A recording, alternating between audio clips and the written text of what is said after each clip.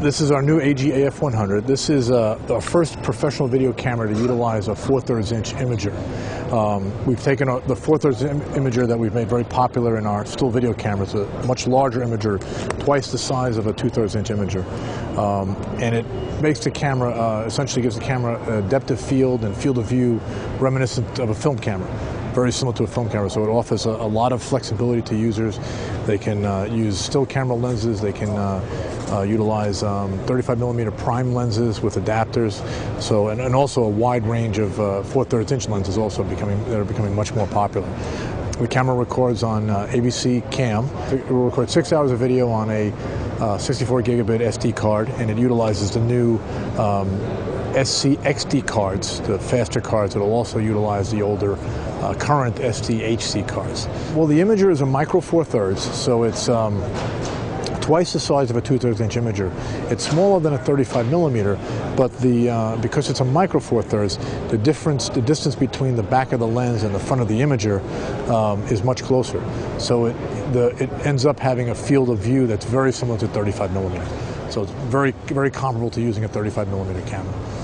Really targeted at the independent filmmaker, someone who's shooting in 16mm film now and is looking to move to video to use a format that has an established video workflow and can easily integrate into existing systems. The mount is it's a standard 4/3 mount, so it's a bayonet mount. It does need adapters though for the prime lenses or the third-party lenses.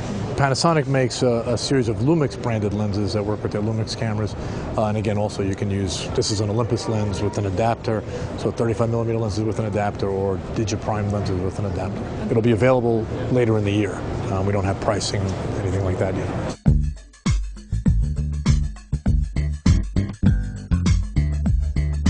So this is our new AG-3DA1. This is the world's first fully integrated stereoscopic camcorder. It uses ABC cam compression. It has a dual lens system and a dual imager system. They're 1/4 inch imagers.